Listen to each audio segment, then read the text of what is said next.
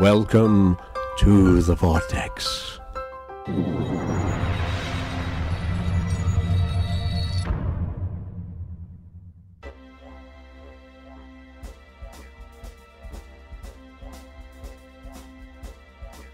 Good afternoon. My name is Dr. Mattie Klare.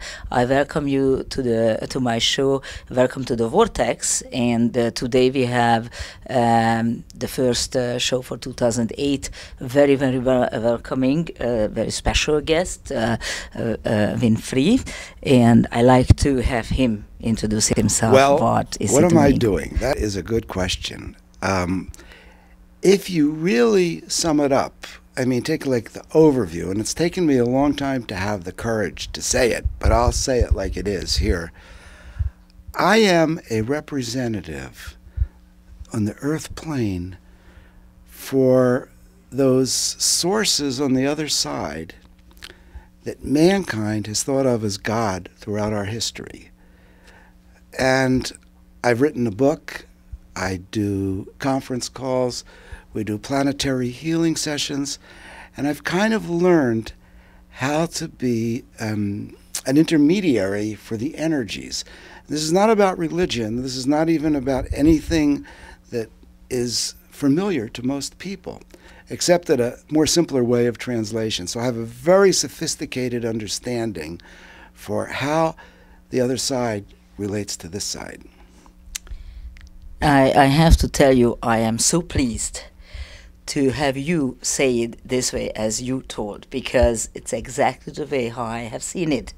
So we meet already on that point extremely, and I think the world needs it to get all these religions summed up, because it doesn't matter how we name it, on the end it comes to that energy source. Yes, it does. And it's exactly what you're connecting, what I understand.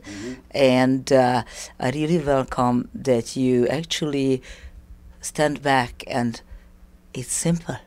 And then it took me a while to have the courage to say it that way. I used to say I'm an author, I wrote a book, or I'm a musician, I do this. But, you know, it's like I might as well say it like it is. And then whoever's listening, I hope they will test me. I hope, because I say it, the worst thing you can do is believe it, because you shouldn't believe it. If somebody says something like I'm saying it, you shouldn't believe it. You have to test it. You have to see what in the world would make a guy say something like that. You know, I'm not an evangelist that's standing on the corner and says, this way get saved. It's no different. I mean, I had the circumstances of writing a book, starting to write a book in the year 2000, that's entitled The Reincarnation of Edgar Cayce. And that book makes the case that Edgar Cayce, who was the most famous psychic prophet in history, is reincarnated and back in a body.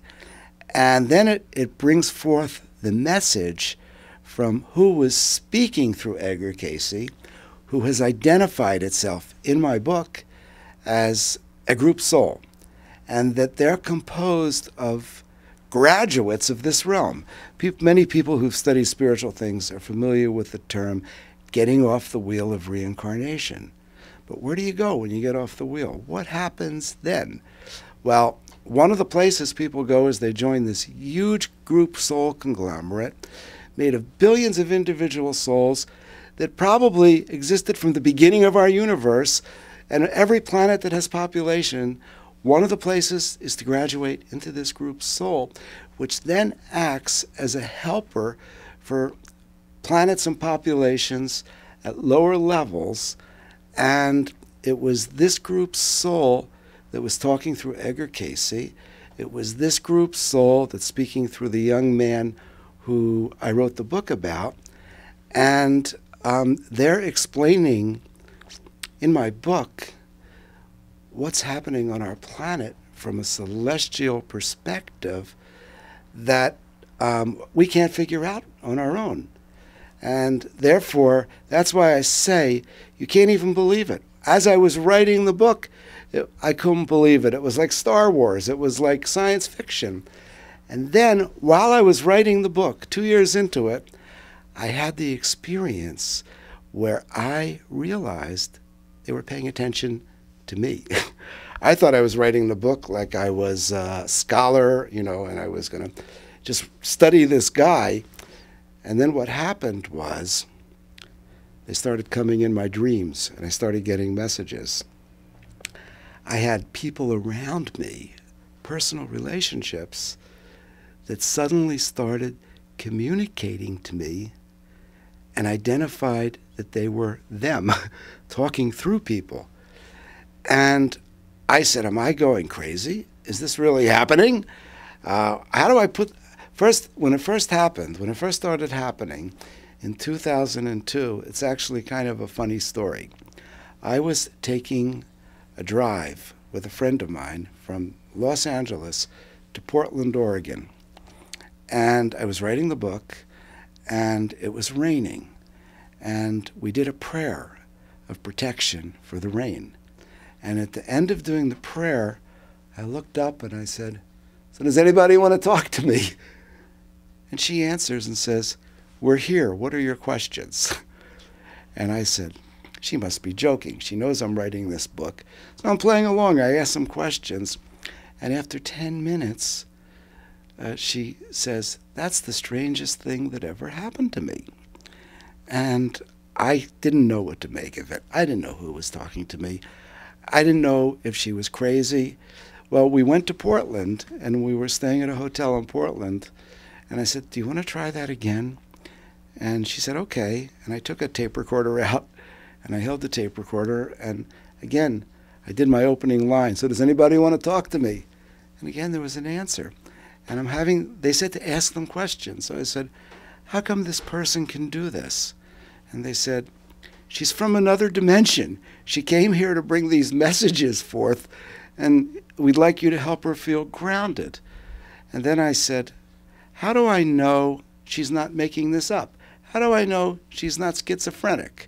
How do I know, you know, who are you? How do I trust this? I said, can you guys predict a newspaper headline? And they said, no problem. They said, watch for this headline Memorial Day weekend, which was in 2 weeks. And 2 weeks later, there was the headline. So for the next period of time, whatever else we were doing, she would say, those guys want to talk to you again. Oh. And I'm giving the permission to ask all these questions, and they're giving me all these answers, and I'm asking all the questions about my book. There's the book, The Reincarnation of Edgar Cayce, which is available now everywhere. And they're giving me the same answers as I wrote in the book. The thing I said was like science fiction. And so I was thinking, maybe I've got it right. Maybe, you know, because I don't know if we have time to cover it in detail, but the things that are happening on our planet now are really extraordinary, and that it's really important, and well, I'll say it's really helpful if people understood what was happening from a celestial perspective, because it would cause you to live your life differently. You see, there's either two choices. Either we're a bunch of flesh and bones, and when we die, we don't exist anymore. And a lot of people think that. And if that's the case, if that was the case, then the thing to do in life is to go have fun, make a lot of love, make money, don't care about anybody else, because who cares? When I'm gone, and, you know, leave. Now, the other possibility is that when you die, you still continue, and that the things you did in your life are going to make a difference on what happens to you when you continue. And if you believe in reincarnation, which I certainly do by now, what happens to your future lives? So if what you do in your life actually makes a difference, then it's kind of important to know it. And I believe the guys talking in this book are the guys that are on the other side that are trying to give us guidance as to make sure we have the information so that we can live our life to make sure we have the best future. Okay?